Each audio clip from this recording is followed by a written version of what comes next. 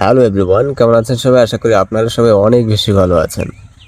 তো যেটা বলতে আসছি সেটা হলো আত্মসম্মান এবং আবেগ। আপনার আত্মসম্মানের চেয়ে আবেগটা কিন্তু কখনোই বড় হতে পারে না। এবং এই কথাটা শুনতে যদিও কঠিন হয়, আপনার জীবনের সবচেয়ে নির্মম সত্যগুলোর মধ্যে এটি একটি। এবং মানুষ হিসেবে আমাদের আবেগ আছে, অনুভূতি আছে এবং ভালোবাসাও আছে। এই আবেগই আমাদের মানুষ বানায়। আপনি চিন্তা করুন, যখন এই আবেগই আমাদের আত্মসম্মানকে পিষে ফেলে, তখন সেই আবেগ আর সুন্দর থাকে না, তা হয়ে ওঠে দুর্বলতার নাম। বাস্তবতা হলো কি জানেন? আবেগ যদি আত্মসম্মানের সীমা অতিক্রম করে যায়, তবে সেখান থেকে জন্ম নেয় শুধুমাত্র আত্মবঞ্চনা, অপমান আর নীরব কষ্ট।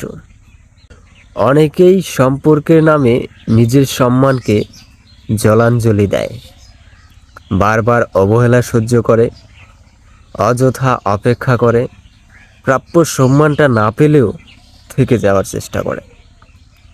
শুধু ভালোবাসি বলেই কিন্তু এটা করে। কিন্তু প্রশ্ন হলো, যে ভালোবাসায় নিজেকে ছোট হতে হয়, নিজেকে হারাতে হয়, সে ভালোবাসা কি আদৌ ভালোবাসা?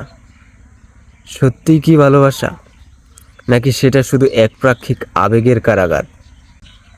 বাস্তব জীবনে দেখা যায়, মানুষ তখনই আমাদের গুরুত্ব দেয় যখন আমরা নিজের গুরুত্ব নিজেই বুঝতে পারি।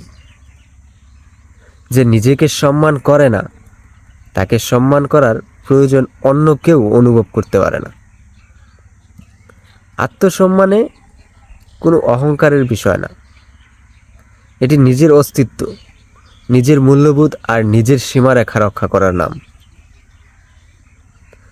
এখন আবেগের নামে যদি সেই সীমারেখা বারবার ভাঙা হয়, তাহলে একদিন নিজের চোখেই নিজেকে তুচ্ছ মনে হবে। এবং কর্মজীবনেও এই সত্য সমানভাবে প্রযোজ্য। অনেক সময় আমরা ভয় পাই চাকরিটা হয়তো চলে যাবে, এবং আমরা বোধহয় সময় এবং সুযোগ দুটোই হারাচ্ছি বা হারিয়ে ফেলব।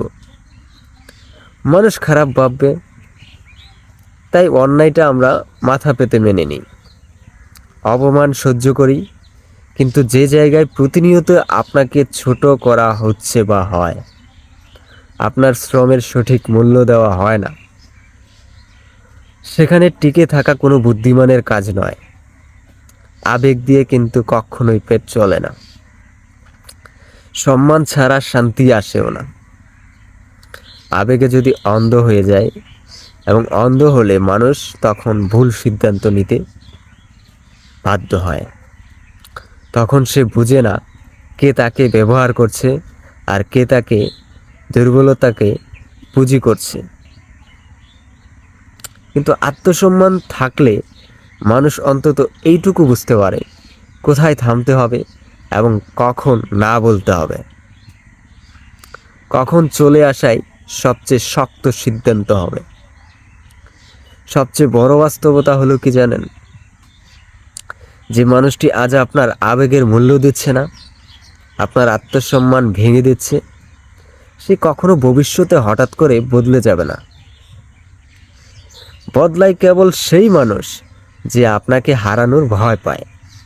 আর সেই ভয় জন্মায় তখনই যখন আপনি নিজের সম্মানকে সবার আগে এবং সবার উপরে রাখেন।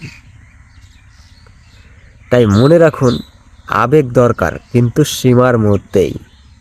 ভালোবাসাও দরকার কিন্তু আত্মবিনাশের দামে নয়। যে পথে হাঁটলে নিজেকে ছোট হতে হয়, নিজেকে হারাতে হয়, সেই পথ যত আবেগেরই হোক না কেন, সেখান থেকে ফিরে আসাই বুদ্ধিমানের কাজ। আশা করি আত্মসম্মান বজায় রেখে দৈনিক কাজগুলো করার চেষ্টা করবেন।